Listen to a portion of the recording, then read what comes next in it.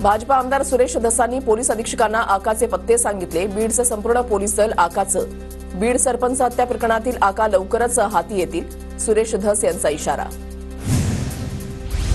धनुभाऊ तुला कशाला घेरू, तुला पालकमंत्रीपद लखलाभ, आम्हाला न्याय मिळवून द्यायचाय। मस्साजोग सरपंच हत्या प्रकरणी आमदार सुरेश धस यांची धनंजय मुंडेंवर टीका। धनंजय मुंडे यांची राजकीय कारकीर्द संपवण्याचं काम सुरू, एक सामाजिक कार्यकर्त्या कामाला लावलेल्या आहेत। अमोल मिटकरींची दमानी यांचं नाव न घेता टीका। अमोल मिटकरी लहान आहे, तू या रंगेलच्या नादी लागू नको, अन्यथा अवघड होईल। अमोल मिटकरींच्या आरोपानंतर सुरेश धस यांचा इशारा।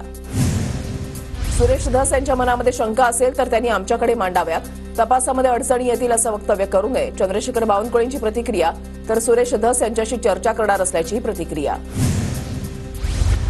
प्रकरणामध्ये लक्ष घातलंय म्हणता आणि अजूनही खंडणीखोराला अटक नाही। अजितदादा गटाचे आमदार प्रकाश सोळंकेंचा सरकारला घरचा आहे, तर आरोपींना राजाश्रय असल्याचाही आरोप।